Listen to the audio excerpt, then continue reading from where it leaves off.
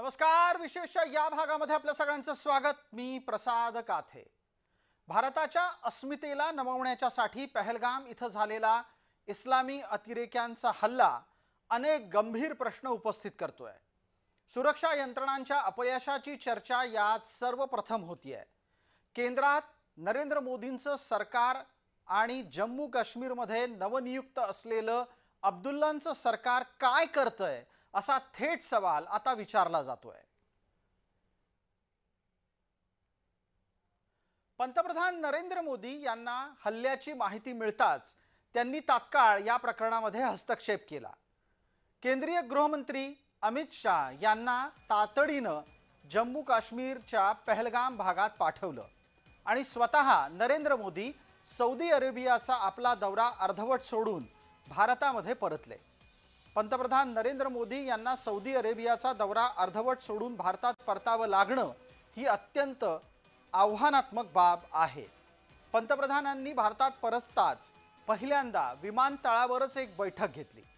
विमानतळावर बैठक घेतल्यानंतर त्यांनी आवश्यक त्या सूचना दिल्या आणि तातडीनं यंत्रणा कामाला लावण्यासाठी सांगितलं. यानंतर दिवसभराच्या घडामोडींमध्ये बैठकांचं सत्र सुरू राहिलं. संध्याकाळ होईपर्यंत पंतप्रधानांनी कॅबिनेट कमिटी ऑन सिक्युरिटी म्हणजेच भारताच्या सुरक्षा समितीची बैठक नवी दिल्लीमध्ये बोलवली. बैठकीच्या अध्यक्षस्थानी स्वतः थांबत त्यांनी तात्काळ संपूर्ण प्रकरणावर भारताची पुढची भूमिका काय असेल ते अतिशय स्पष्ट शब्दात सांगितलं आहे. मैं इस मंच से देशवासियों को आश्वस्त करता हूं, घटना के मद्देनजर भारत सरकार वो हर कदम उठाएगी जो जरूरी और उपयुक्त होगा.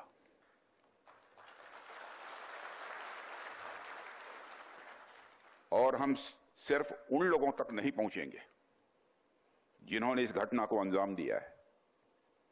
हम उन तक भी पहुंचेंगे जिन्होंने पर्दे के पीछे बैठकर हिंदुस्तान की सरजमी पर ऐसी नापाक हरकतों की साजिशें रची हैं. या हल्ल्याच्या निमित्तानं लष्करी अधिकारी काही गोष्टींकडे भारत सरकारचं लक्ष वेधू शकतात आणि त्या निमित्तानं त्यांनी मांडलेला सगळ्यात पहिला मुद्दा आहे तो लष्कराच्या गणवेशाचा. आता या चित्रांमध्ये तुम्हाला सैनिक जे कपडे घालून वावरताना दिसतात तो भारतीय सैन्याचा अधिकृत लष्करी गणवेश आहे. इन्फंट्री बटालियनचा तो लष्करी गणवेश म्हणून आजवर ओळखला जायचा. पण आता परिस्थिती अशी झाली आहे की हाच लष्करी गणवेश इतर अनेक सैन्य दल तर वापरतातच, पण चक्क खाजगी यंत्रणा सुद्धा हा लष्करी गणवेश बिनदिक्कत विकत घेत आपल्या खाजगी सुरक्षा रक्षकांना देत आहेत. इतकंच नाही तर भारतातला सामान्य नागरिक सुद्धा अशाच स्वरूपाच्या कपड्याची पॅन्ट शर्ट बनवून ती घालून भारतातल्या गर्दीतल्या किंवा आसपासच्या वातावरणात फिरताना दिसतोय. ही सगळी बाब यासाठी सांगायला हवी कारण पहलगामच्या हल्ल्यामध्ये अतिरेक्यांनी अशाच प्रकारचे कपडे घातले होते. अतिरेक्यांचे अशाच प्रकारचे कपडे घालून वावरण्याचं प्रकरण हे तिथल्या पर्यटकांना फसवून गेलं. कारण आपल्या आजूबाजूला सुरक्षा रक्षक आहेत या भ्रमामध्ये पर्यटक राहिले आणि ज्या सुरक्षा रक्षकांच्या वेशात अतिरेकी आले होते त्यांनी आपलं कार्य साध्य केलं. सर्वसाधारणपणे अशा प्रकारचे लष्करी गणवेश बाजारात सहज उपलब्ध का होतात, कसे होतात याची चर्चा करण्यासाठी आम्ही मुंबईतल्या एका अशाच लष्करी गणवेश भाड्यानं देणाऱ्या दुकानाच्या मालकाशी चर्चा केली आहे. जम्मू काश्मीरच्या पहलगाममध्ये भारतीय पर्यटकांवरती जो हल्ला झाला होता आणि भारतीयवरती जो हल्ला करण्यात आला होता त्या आतंकवाद्यांनी भारतीय सैन्यांचे गणवेश परिधान केले होते आणि ते गणवेश भाड्याने मिळतात. जर आर्मीचे ड्रेस दाखवायचे झाले तर ते आमच्याकडे ओरिजिनल नाही आहेत, हे असे साधे येतात. तर आम्ही कोणत्याही प्रकारचे हे ड्रेस देत असताना जे आपल्या महाराष्ट्र पोलिसांबाबतीत असतील किंवा आपल्या भारतीय सैन्याच्या बाबतीत, तर आम्ही पोलिसांचे लेटर घेतल्याशिवाय हे ड्रेस आम्ही कोणालाही देत नाही. मात्र या ठिकाणी जे भाड्याने ड्रेस देतात त्यांनीही याबाबत जी आहे ती स्पष्टता केलेली आहे की आम्ही पण ज्यांना पण ड्रेस देतो त्याची पूर्णपणे काळजी घेतो, त्या ड्रेसचे गैरवापर होऊ नये म्हणून. व्हिडिओ जर्नलिस्ट विजय देशमुखसह मी महेंद्र जोयल, जय महाराष्ट्र न्यूज, मुंबई. एका बाजूला काही जण असे गणवेश देत असताना काळजी घेत असतीलही, पण ही काळजी प्रत्येक ठिकाणी प्रत्येक वेळी घेतली जाईलच असं नाही. विशेष म्हणजे हे गणवेश सार्वत्रिक करू नका आणि इतक्या सहजपणे बाजारात आणून ते सगळ्यांसाठी विकायला उपलब्ध करू नका, हे लष्करी अधिकाऱ्यांनी केंद्रीय गृह विभागाला यापूर्वीच सांगून झालं होतं. पण तीच बाब केंद्रीय गृह विभागानं तेव्हा ऐकलीच नाही आणि याच्याच चुका आपण आत्तापर्यंत अनेकदा भोगतोय. आणि एवढंच कारण नाही आहे, आजकाल जे प्रायव्हेट सिक्युरिटी गार्ड्स आहेत ते सुद्धा असाच युनिफॉर्म घालतात, ते सुद्धा आर्मीच्या रँक्स लावतात, ते सुद्धा याच प्रकारचा युनिफॉर्म घालतात. त्यामुळे खरा सोल्जर कोण आणि खोटा सोल्जर कोण हे ओळखण्यामध्ये लोकांची फार गफलत होते. तुम्ही कुठेही मोठ्या इमारतीमध्ये जा, तिथला जो सिक्युरिटी गार्ड असतो तो पिकॅप लावलेला असतो, त्याच्या खांद्यावर स्टार लागलेले असतात, त्यांनी एक प्रकारचा युनिफॉर्म घातलेला असतो. जर सिक्युरिटी एजन्सी चांगली असेल तर ते स्वतःचा युनिफॉर्म ठेवतात, नाही तर सर्रास कॅमोफ्लेज युनिफॉर्म वापरतात. आर्मीकडे किंवा सेनेकडे जो कॅमोफ्लेज युनिफॉर्म होता जे आजकाल हे लोक घालतात, हा आम्ही 1978 साली घालायला सुरुवात केली होती. त्यावेळेला हा युनिफॉर्म फक्त थलसेना घालायची, म्हणजे आम्ही इन्फंट्रीवाले घालायचो किंवा आर्मीवाले घालायचो. एअरफोर्स आणि नेव्हीपाशी हा युनिफॉर्म नव्हता. 85च्या नंतर हा नेव्ही आणि एअरफोर्सलाही देण्यात आला. काही वर्षानंतर साधारण 92-93च्या नंतर हा CRPF, BSF, ITBP या लोकांनी अखत्यार केला. त्याच्यावर डिफेन्स मिनिस्ट्रीने आक्षेप घेतला होता, पण होम मिनिस्ट्रीने त्याला काही उत्तर दिलं नाही आणि त्याच्यामुळे यांचं धाडस वाढत गेलं. त्याच्यानंतर पोलिसांनी हा युनिफॉर्म घेतला. आजकाल सगळेच पोलीस हा युनिफॉर्म घालतात आणि त्याच्यानंतर याचं इतकं उत्पादन व्हायला लागलं की हे कापडं बाजारामध्ये सर्रास मिळायला लागलेली आहेत आणि त्याच्यामुळे रस्त्यावर फिरणारा कुठलाही मुलगा कॅमोफ्लेज पॅन्ट, कॅमोफ्लेज शर्ट घालून फिरत असतो, तर त्यामुळे त्यांना ओळखणं मुश्किल होऊन जातं. पहलगामच्या अतिरेक्यांनी लष्करी गणवेश घालून परिसरात वावरण्याच्या नंतर तिथे केलेला गोळीबार हा चिंतेचा विषय आहे. पण अशा प्रकारचे घटनेतले अनेक प्रसंग आहेत की जे यापूर्वी घडल्याचं सुद्धा सांगितलं जातं. त्याच्या जोडीला महत्त्वाचा मुद्दा आहे की जिथे इतक्या मोठ्या संख्येनं म्हणजे जवळपास 2000च्या आसपास पर्यटक होते, तिथं सुरक्षा रक्षकच तैनात का नव्हते. पहलगामचा हा भाग जिथे हल्ला झाला तो अतिरेक्यांच्या नेहमीच्या कारवायांपासून दूर राहिलाय. असं असताना सुद्धा पर्यटकांचं एक महत्त्वाचं स्थळ म्हणून ज्या भागामध्ये सातत्यानं वर्दळ असते, तिथे स्थानिक पोलीस प्रशासनाचं अस्तित्व असणं म्हणजेच राज्य सरकारच्या वतीनं पोलिसांची तैनाती असणं गरजेचं होतं. अब्दुल्ला सरकारनं हे का केलं नाही हा प्रश्नही अत्यंत योग्य आहे. आणि या भागामध्ये ट्रेडिशनली कधीही दहशतवादी हल्ले झालेले नव्हते. दहशतवादी हल्ले जे झाले होते ते काश्मीर खोऱ्यामध्ये झाले होते. तर म्हणजे ही एक वेगळीच जागा आहे. इथे थोडी उंची जास्त, 7-8 हजार फूट एवढी या भागाची उंची आहे. तर इथे हा भाग कारगिलच्या जवळ असल्यामुळे दहशतवादी हल्ला होण्याचं हे पहिल्या वेळा अशा प्रकारचा मोठा दहशतवादी हल्ला हा समोर येतो आहे. काश्मीरच्या कोणत्याही अतिरेकी हल्ल्याच्यासाठी प्रथमतः केंद्र सरकारला जबाबदार धरलं जातं.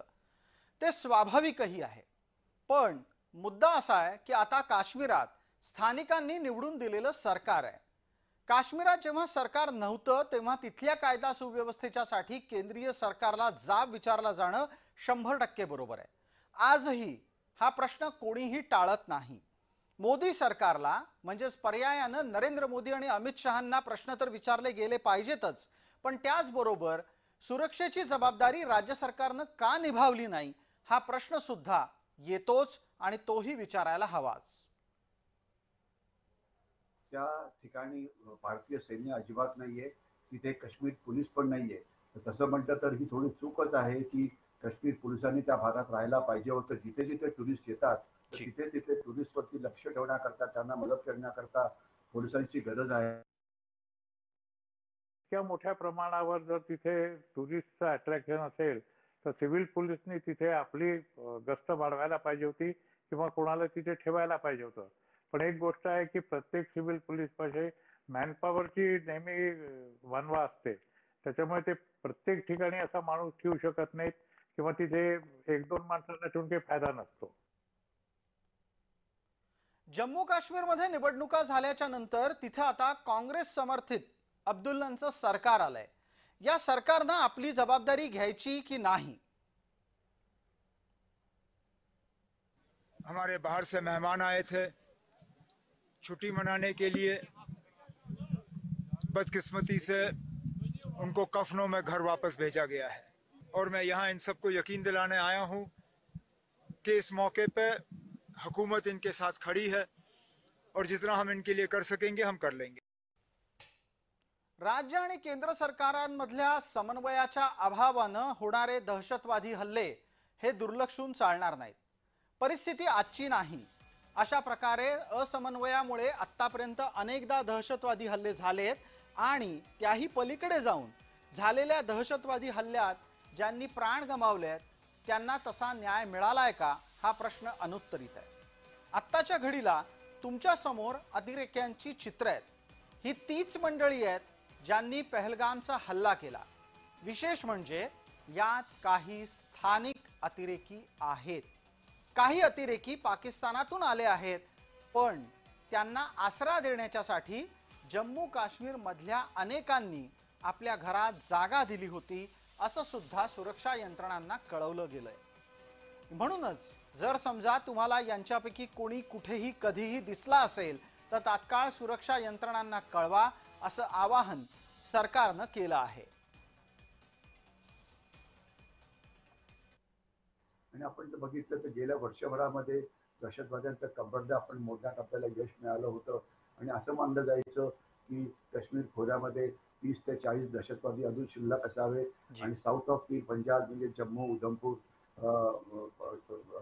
खालचा जो भाग आहे पुंछ राजौरी नंतर किश्तवार वगैरे त्या भागामध्ये 5-10 दहशतवादी असावे अशा प्रकारचा अंदाज होता. आणि हे दहशतवादी फक्त सॉफ्ट टार्गेट्सना अटॅक करत होते. प्राप्त स्थितीमध्ये पाकिस्तान या सगळ्याच्या मागे आहे हे कुणाही व्यक्तीला नव्यानं सांगण्याची गरज नाही. स्थानिकांच्या मदतीशिवाय हा हल्ला शक्य नाही हे सुद्धा तितकंच खरं. पण या स्थानिकांना आणि अतिरेक्यांना फूस पाकिस्तानची आहे. पाकिस्तानच्या लष्कर प्रमुखानं याच निमित्तानं केलेलं एक भाषण सध्या समाज माध्यमात चर्चेला येत आहे. आपण ते पाहणार आहोत म्हणजे तुम्हाला समजेल की खुलेआम भारताच्या विरोधात चिथावणीखोर वक्तव्य कशी केली जातात. पाकिस्तान की कहानी अपने बच्चों को जो है आपने जरूर सुनानी है ताकि वो पाकिस्तान की कहानी न भूलें. Well, our forefathers they thought that we are different from the Hindus in every possible aspect of life.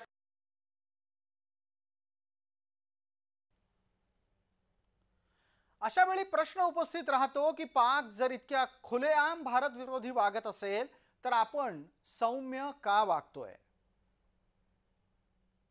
आज तक इंसानियत की तारीख में सिर्फ 2 रियासतें हैं जो कलमे की बुनियाद पर बनी हैं. पहली जो थी उसका नाम है रियासत तैयबा, क्योंकि तैयबा जो है वो नबी करीम सल्लल्लाहु अलैहि वसल्लम ने उसको नाम दिया था. और जबकि कुरान में उसका नाम है यसरब, या अहले यसरबा ला मुकाम लकुम फरजिउ, ये कुरान में नाम है उसका, जो आज जिसको मदीना अल मुनव्वरा कहा जाता है. और दूसरी रियासत जो है वो उसके 1300 साल के बाद अल्लाह ताला ने ये आपकी बनाई है कलमे की बुनियाद के ऊपर.